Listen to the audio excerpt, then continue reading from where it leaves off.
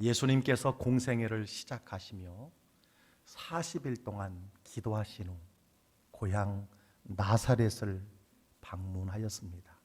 안식일이 되어 회당에 들어가서 이사야 61장을 읽으셨는데 오늘 우리가 읽은 말씀이었습니다. 이 말씀은 예수님이 사명 선언문을 낭독하신 것이라고 할 수 있습니다. 왜 예수님이 이 세상에 오셨는가? 그 이유를 4가지로 가르쳐 주셨습니다. 포로된 자에게 자유, 눈먼 자에게 다시 보게 함을, 눌린 자를 자유롭게, 그리고 마지막으로 주의 은혜의 해를 전파하기 위해 오셨다라고 말씀해 주셨습니다. 어떤 분이 외국을 여행하는 호화 유람선을 타는 꿈을 가지고 있었습니다. 열심히 일하여 뱃삭을 마련했습니다. 그리고 배를 타고 관광을 하는 동안 3일 동안은 식사를 하지 않았습니다. 그 이유는 뱃삭은 마련했지만 식사 비용은 마련하지 못했기 때문이었습니다. 그래서 꼴꼴 굶어가며 관광을 하게 되었습니다. 때로 주위 사람들이 식사 좀 하라고 하면 이런저런 핑계로 거절을 했습니다. 배에서 내리고 나서 친구에게 그 유람선에서 배고팠던 이야기를 하게 되었습니다. 그랬던지 친구가 깜짝 소스라치며 놀라는 것이었습니다. 친구야, 너가 낸 뱃삭에 3일간의 식사비도 다 포함되어 있었는데 너 그것을 몰랐단 말이냐? 이 이야기를 들었을 때 신앙적인 관점에서 생각을 해보았습니다. 하나님께서 우리에게 크고 놀라운 풍성한 은혜를 이미 다 부어주셨지만 많은 사람들이 하나님의 은혜를 모르기 때문에 낙심하며 절망하며 고아처럼 불행하게 사는 것은 아닐까 생각해 보았습니다. 여러분은 하나님의 은혜를 마음껏 풍성히 날마다 누리고 살아가고 계십니까? 아니면 살아가고 있지 못하십니까? 모든 허물과 죄를 용서받고 구원을 얻었음에도 불구하고 부스러기를 주워 먹으며 종처럼 살아가고 있지는 않는가라는 사실입니다. 누가복음 15장은 탕자의 비유가 기록이 되어 있습니다. 아버지는 돌아온 둘째 아들을 위해서 잔치를 배설합니다. 살찐 송아지를 잡고 손에 가락지를 끼우고 새 옷을 입히고 새 신을 신깁니다. 그런데 자신은 아버지의 아들의 자격이 없으니 종으로 살겠다라고 이렇게 강변하는 아들이 있다고 여러분 한번 생각해 보세요. 물론 아버지의 재산을 탕진했으니 면목이 없는 것은 사실이지만 아버지의 용서와 사랑과 은혜를 외면하는 것은 또 다른 아버지를 향한 이런 불효가 아닐까요? 오늘날 우리도 하나님의 은혜를 의심하며 하나님의 자녀에게 주신 복을 누리지 못하고 살아가는 사람이 많이 있다는 거예요.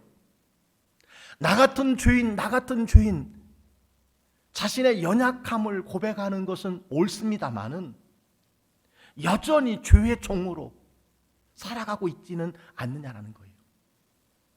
우리가 전도할 때 많이 듣는 대답이 있습니다. 난 말이야 죄가 너무 많아서 이 죄를 정리하고 갈게. 죄를 다 씻고 가겠다는 거예요. 여러분, 죄 때문에 거절하는 것은 실상 겸손이 아니라 또 하나의 교만이 아닐까요? 하나님의 값없이 조건 없는 사랑을 무시하는 것 아니겠느냐라는 겁니다.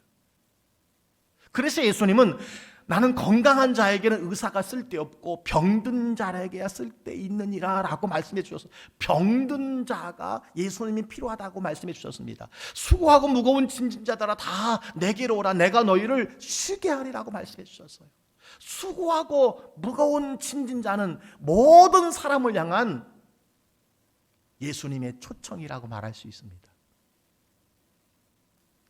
오늘 예수님이 이 땅에 오신 네 번째 이유를 성경은 이렇게 말씀해 주고 있습니다. 주의 성령이 내게 임하셨으니 주의 은혜의 해를 전파하게 하려 하심이라.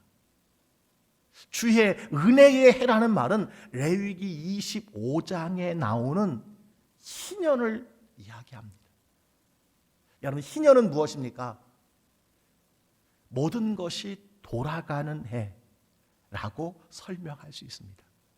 모든 것이 처음 자리로 돌아가는 해예요. 영어로 주빌리라고 쓰는데 수양의 뿔이라는 단어에서 파생된 것입니다. 이스라엘 백성들은 7년의 안식년을 보내는, 여러분, 안식년 제도가 있었는데 이 안식년이 7번 지난 후 50년째가 되는 해를 대속죄일로 정하고 수양의 뿔로 만든 나팔을 불면서 온 백성, 온 나라에 희년을 여러분 선포하였습니다. 이 나팔 소리는 슬픔이나 탄식하는 소리가 아니라 기쁨과 자유와 해방의 소리였습니다. 이 소리가 울리기 시작하면 모든 종들이 자유인으로 돌아가게 되는 것입니다. 사람뿐만 아니라 토지도 1년을 쉬고 땅도 원래 주인으로 다 돌아갑니다. 이제까지 빚진 자들도 다 탕감을 받는 것이 이 은혜의 희년이라고 할 수 있습니다. 다시 말해서 희년은 자유와 해방의 해라고 할 수 있습니다. 이사야 선지자는 이사야 61장의 이 희년을 우리가 읽은 것처럼 은혜의 해라고 표현하였고, 이 예언은 예수님이 공생의 초기에 나사렛 회당에서 인용하시면서 자신이 세상에 오신 이유 중에 하나인 것을 여러분 설명하고 있음을 보게 됩니다. 여러분, 예수님의 공생의 3년 동안은 말씀하신 대로 사람들을 자유케 해주셨습니다. 마지막으로 십자가에 달려 죽으셔서 하나님과 사람 사이에 막혔던 관계를 완전히 회복시키신 분이 예수님이십니다. 우리는 예수님을 통해서 죄로부터 자유함을 얻고 은혜의 해를 경험하게 된 것입니다. 오늘 우리가 읽은 말씀에는요, 이 예수님처럼 은혜의 해를 가져다 준 대표적인 한 사람이 여기 소개되고 있음을 보게 됩니다. 그는 예수님의 조상이라고 할 수 있는 다윗 왕이었습니다. 다윗을 통해서 예수님이 우리에게 베풀어 주신 은혜가 무엇인지, 그리고 우리가 어떻게 이 은혜를 전파하며 살아갈 수 있는지를 생각할 수 있다는 거예요. 오늘 본문에서 다윗은 통일 왕국을 이룬 후 모든 것이 하나님의 은혜임을 고백하였습니다. 사무엘하 10장 18절에 이렇게 말합니다. 주 여호와여, 나는 누구이오며 내 집은 무엇이기에 나를 여기까지 이르게 하셨나이까. 하나님께서 목동에 불과한 자신을 건져주시고 왕으로 세워주실 뿐만 아니라 통일 왕국을 이루는 이 큰 은혜에 자신과 자신의 집에 내리신 감당할 수 없는 은혜를 그는 찬양하고 있었던 것입니다. 그러면서 하나님 말고 또 내가 누구에게 이 은혜를 입었는지 곰곰하게 생각하게 되었던 것이죠. 지난 한 해를 여러분 되돌아보면서 정말 하나님께서 내 삶과 내 가정에 내리신 은혜를 우리가 찬양할 수 있어야 되리라고 생각합니다. 그리고 한 해 동안 내가 은혜를 입었던 사람이 누구인가를 여러분, 곰곰이 생각하는 것은 참으로 중요한 일이라고 생각합니다. 내가 누구에게 은혜를 입었을까? 하나님. 그리고 누구에게 은혜를 입었을까? 곰곰이 다윗이 생각하는 중에 떠오른 한 사람이 있었으니 사울 왕의 아들이자 자신의 절친이었던 여러분 요나단을 생각하게 되었습니다. 그러면서 그 후손 중에 살아있는 사람이 있다면 은총을 베풀겠다라고 선언을 하고 있는 것이지요. 다윗은 사울의 집에 남은 자를 찾아 나섭니다. 바로 그때 요나단의 아들로서 다리를 저는 무비보셋을 발견하게 되었습니다. 그리고 그 무비보셋에게 은총을 베풀었던 것이죠. 다윗이 은총을 베풀었던 이유가 사무엘하 9장 1절에 이렇게 기록되어 있습니다. 내가 요나단으로 말미암아 그 사람에게 은총을 베풀리라. 누구로 말미암아요? 요나단으로 말미암아 은총을 베푼다고 이야기합니다. 요나단이 누굽니까? 사울 왕의 아들이었지만 다윗이 어려울 때 목숨을 걸고 지켜주었던 친구였습니다. 그래서 다윗이 그렇게 고백한 적이 있어요. 그대가 나를 사랑함이 기이하여 여인의 사랑보다 더하였도다. 여러분, 그런 친구가 요나단이었어요. 살아온 모든 날들을 뒤돌아보면서 하나님의 은혜를 찬양하고 사람에게 입은 은혜가 누구인가를 생각할 때 이 친구를 생각하게 되었다는 거예요. 이 아름다운 관계는 사울 왕 때문에 비록 중단되었으나 다윗은 이 요나단의 우정을 기억하고 있었던 것입니다.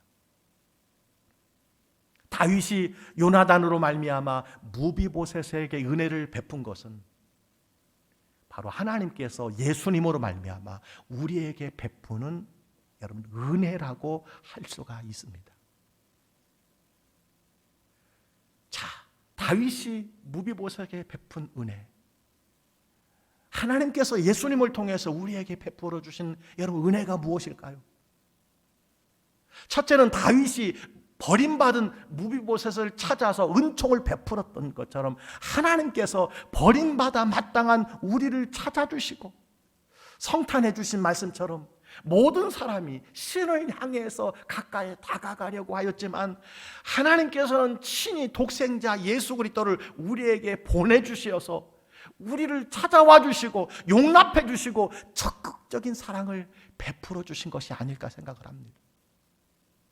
또 하나는 무비보셋이 오로지 아버지 요나단으로 말미암아 은총을 입은 것처럼 우리들도 오직 예수님으로 말미암아 값없이 주시는 무조건적인 사랑을 받은 자라는 것입니다. 또한 무비보셋은 사울의 손자로 보면 원수지만 은인이었던 요나단의 아들로 여기는 것이야말로 원수를 사랑하시는 초월적인 하나님의 사랑이 우리에게도 임하였다는 사실을 여러분 알 수가 있습니다. 마지막으로는요, 4번이나 반복되는 오늘 말씀 속에서 항상 내 상에서 먹을지니라는 말씀입니다. 버림받은 인생이 하루아침에 여러분 왕자와 같은 인생으로 바뀌어지고 말았습니다. 항상 왕과 함께 떡을 먹는 사람이 되었다는 것입니다. 오늘 우리들도 예수님으로 말미암아 예수님으로 인하여 허물과 죄로 죽었던 우리, 여러분 하나님의 사랑받는 자녀로 오늘도 하나님 앞에 나와 예배할 수 있다라고 하는 것, 이것이 우리가 입은 은총이 아니고 무엇이겠습니까? 그래서 히브리서 기자는 그 은혜를 이렇게 이야기했습니다. 히브리서 10장 19절 20절 말씀입니다. 다 같이 한번 봉독하겠습니다. 형제들아, 우리가 예수의 피를 힘입어 성소에 들어갈 담력을 얻었나니 그 길은 우리를 위하여 휘장 가운데로 열어놓으신 새로운 길이요 휘장은 곧 그의 육체니라. 예수님께서 십자가에 달려 죽으심으로 그의 몸이 찢기심으로 우리에게 새로운 길을 열어주셨다는 것입니다. 예수님이 운명하실 때 성전의 휘장이 찢어지는데 이는 예수님의 육체가 찢기시면서 모든 사람들이 하나님의 보좌 앞에 예배로 나갈 수 있게 되었다라고 하는 것을 말씀해 주고 있습니다. 자, 그렇다면 오늘 본문에서 무비보셋은 다윗 왕으로 말미암아 회복한 은혜가 무엇이었습니까? 무비보셋은 왕자 중에 하나처럼 왕의 상에서 먹으리라고 하는 신분이 회복이 되었습니다. 또한 무비보셋에게 조부인 사울 왕이 가지고 있던 모든 재산을 다 돌려주는 소유의 회복이 있었습니다. 그리고 마지막에는 왕의 식탁에서 밥을 먹도록 예루살렘 궁에 사는 처소의 복을 입게 되었다라고 하는 것입니다. 무비보셋이 다윗에게 받은 이 은총과 같이 우리가 예수님으로 말미암아 받은 은혜가 얼마나 많은지 모릅니다. 먼저 예수님 때문에 신분의 복을 누리게 되었습니다. 요한복음 1장 12절은 말합니다. 영접하는 자 곧 그 이름을 믿는 자들에게는 하나님의 자녀가 되는 권세를 주셨다고 말씀해 주셨습니다. 우리는 하나님의 자녀가 되는 신분을 얻은 것입니다.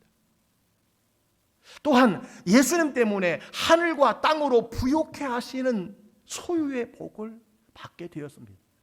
고린도후서 8장 1절은 이렇게 말합니다. 우리 주 예수 그리스도의 은혜를 너희가 알거니와 부유하신 이로써 너희를 위하여 가난하게 되심은 그의 가난함으로 말미암아 너희를 부유하게 하려 하심이라. 예수님으로 말미암아 우리가 신분의 회복뿐만 아니라 소유의 복을 허락받았다는 겁니다. 아울러 거룩한 하나님의 성전에 나와서 예배할 수 있는 처소의 복을 허락을 받았어요. 히브리서 4장 16절에 이렇게 말합니다. 우리는 긍휼하심을 받고 때를 따라 돕는 은혜를 얻기 위하여 은혜의 보좌 앞에 담대히 나아갈 것이니라. 여러분, 누가 과연 하나님의 보좌 앞에 나갈 수 있었습니까? 아무도 없었습니다. 하나님의 은혜로 예수 그리스도로 말미암아 우리에게 처소의 복을 주신 하나님께 감사를 드리는 겁니다. 신분의 회복, 소유의 회복, 그리고 처소의 회복입니다. 이것을 우리가 누리게 되었다는 사실입니다. 자, 그렇다면 무비보셋처럼 우리가 주님과 함께하는 식탁에서 은혜를 누리는 비결이 무엇일까요? 여러분, 지금까지 하나님의 은혜로 우리가 살아오셨습니다. 무비보셋처럼 우리가 신분의 회복, 소유의 회복, 처소의 회복을 누리며 살아왔습니다. 그렇다면 항상 주님과 함께 그 식탁에서 이 은혜를 누리는 비결이 있다는 거예요. 저는 그것을 삶의 세 가지 태도라고 말씀을 드리고 싶습니다. 그 첫 번째가 무엇이냐? 수용성이라고 생각을 합니다. 여러분, 다윗이 아무리 요나단으로 인하여 무비보셋의 은혜를 베푼다고 할지라도 무비보셋이 그 은혜를 수용할 수 없었다면 그 호의는 무용지물이 되는 것입니다.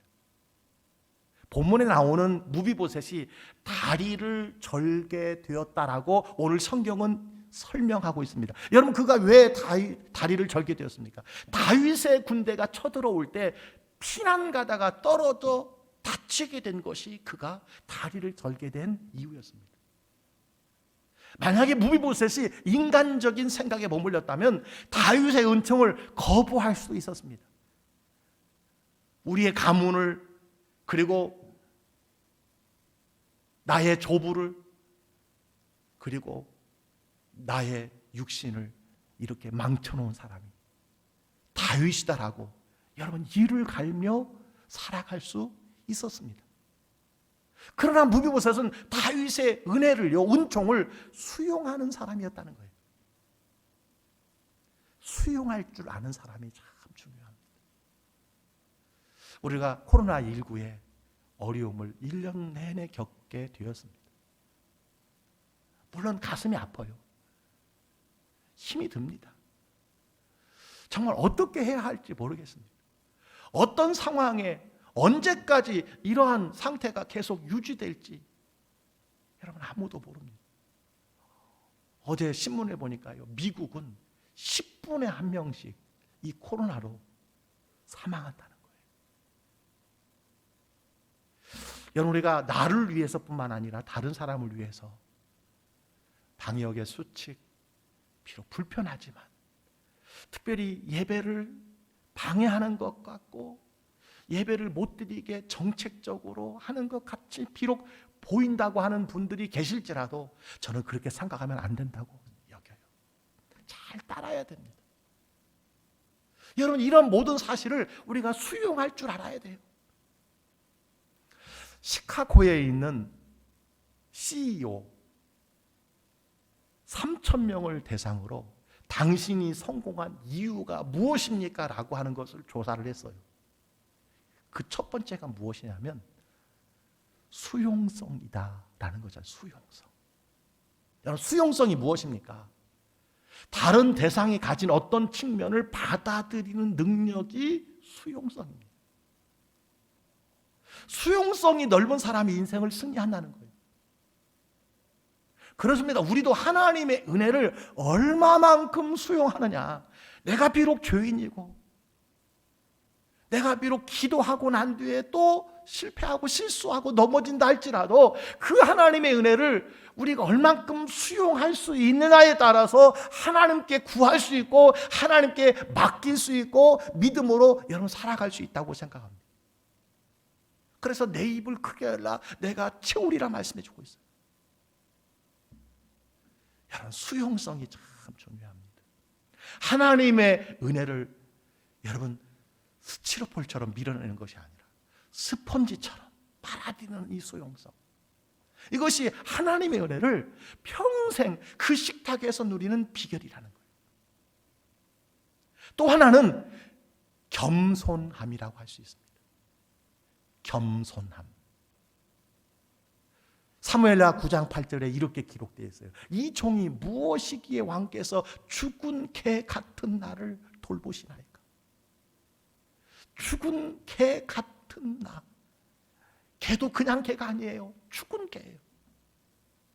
이런 무슨 고백입니까? 자신은 왕의 은혜를 입을 만한 아무 자격이 없는 사람이라는 겸손함이었습니다. 제가 여러분에게 10번 이상 아마 외친 말씀이 하나 있습니다. 꼭 기억하시기 바랍니다. 믿음은 은혜 받는 비결이고 순종은 복 받는 비결이고 겸손은 받은 은혜의 복을 오래 간직하는 비결이다. 다시 한번 함께 고백해 보겠습니다. 믿음은 은혜 받는 비결이고 순종은 복 받는 비결이고 겸손은 받은 은혜와 복을 오래 간직하는 비결이다. 누가 말한 걸까요? 김철규 목사가 말한 겁니다. 제가 목회하면서 정말 복 받은 사람, 그리고 은혜 받은 사람, 그것이 계속 유지되는 사람들을 제가 살펴보면서 이 한 구절을 제가 깨닫게 되었습니다. 사랑하는 성도 여러분, 한결같은 겸손이 은혜와 복을 지속적으로 누리는 비결인 줄 꼭 기억하시길 바랍니다. 그래서 베드로 사도는요, 자신의 삶을 돌이키며 이런 고백을 했어요. 겸손으로 허리를 동이라. 하나님은 교만한 자를 대적하시되 겸손한 자에게 은혜를 두시느니라. 교만은 역사상 영적인 사람들을 가장 많이 넘어뜨리는 역할을 담당한 자였습니다. 공동체의 발전과 성장을 저해하는 가장 중요한 역할을 감당한 자가 교만이었다는 사실을 기억한다면 우리가 하나님의 식탁에서 평생 그 은혜를 누리고 사는 비결은요, 겸손함입니다. 사랑하는 성도 여러분, 2021년 무엇보다도 겸손한 여러분 되시기를 주의 이름으로 축원합니다. 세 번째는 사모함이에요. 9장 13절에 보니까 이렇게 말씀하고 있습니다. 무비보셋이 항상 왕의 상에서 먹음으로 예루살렘에 사니라.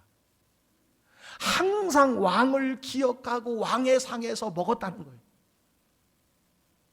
오늘도 하나님의 은총을 망각하는 사람은 하나님이 베푸시는 은총의 식탁을 거부하고 세상의 화려한 잔치를 따라가는 사람이 있다는 거예요.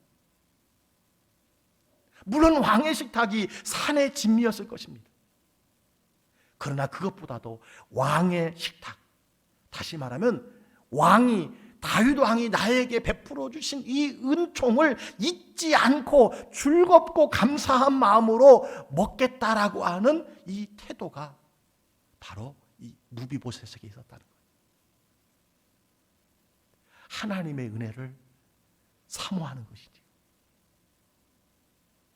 여러분은 어떤 마음으로 하나님이 베푸시는 생명의 말씀의 식탁에 나오고 계십니까?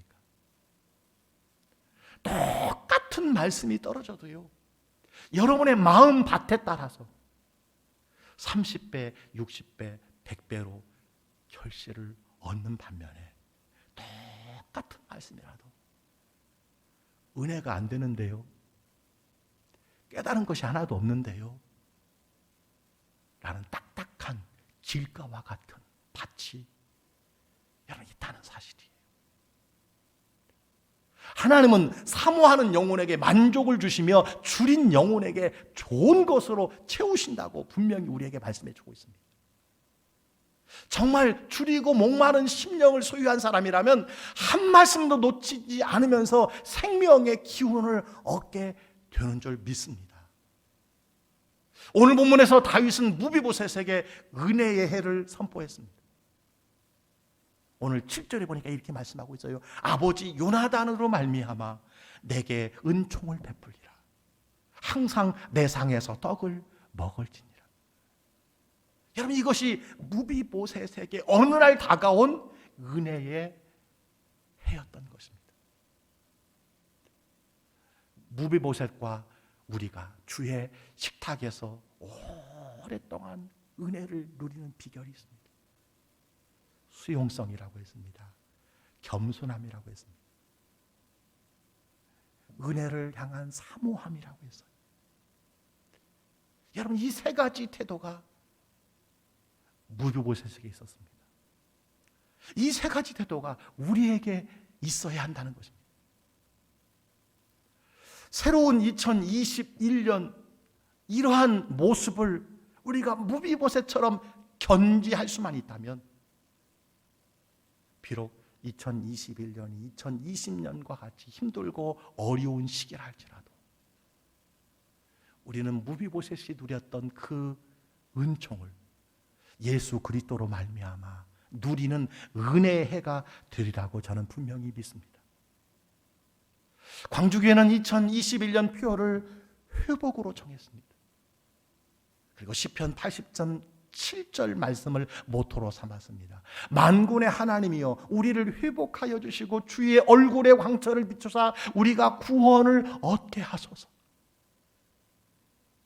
이전의 삶과 신앙과 예배의 회복을 꿈꾸며 저는 기도해야 할 것이라고 생각합니다. 이를 위한 실천 중에 하나가 저는 개인 신앙생활의 중요성이라고 생각합니다. 함께 모이는 시간이, 함께 모일 수 있는 기회가 갈수록 줄어져 가고 있습니다. 개인의 경건 생활이 그 어느 때보다 중요한 때가 되었습니다. 무엇보다도 여러분 태도와 습관의 변화가 필요합니다.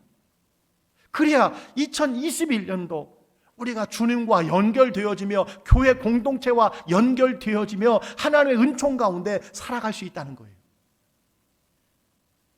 태도와 습관의 변화, 이것이 없이는요 우리가 앞으로의 삶을 신앙 안에서 믿음 안에서 유지하기가, 현상 유지하기가 어려운 시기에 처해 있다고 저는 생각합니다.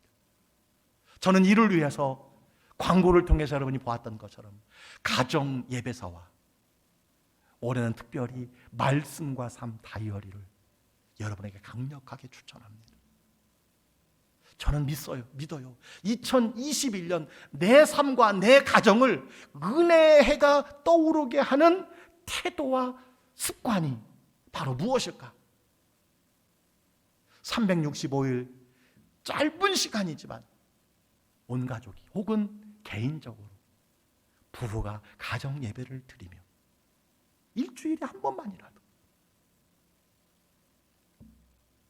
또 이것이 어렵다면 말씀과 삶 다이어리, 올해 새롭게 준비한 2021년 우리 광주의 모든 성도들의 신앙에 저는 뼈대가 되어지는 것, 바로 말씀과 삶 다이어리라고 생각합니다. 가능하면 한 분이 한 권씩 365일 이것을 옆에 두고 여러분 살아가 보시기 바랍니다. 하루 한 장 성경을 읽는 거예요. 그리고 그 한 장 중에서 은혜 받은 말씀을 기록하고, 그리고 오늘 하루 3가지 감사의 내용을 기록하고, 그리고 기도 제목을 나누는 것입니다. 저는 이 한 권의 노트에 우리 삶의 태도와 습관이 달려있고 하나님의 은혜의 해를 경험하는 한 해가 되지 않을까 생각합니다. 사랑하는 성도 여러분, 예수님이 이 세상에 오신 이유를 말씀을 통해서 나누었습니다. 오늘은 주의 성령이 내게 임하였으니 주의 은혜의 해를 전파하게 하려 하심이라는 말씀을 들었습니다.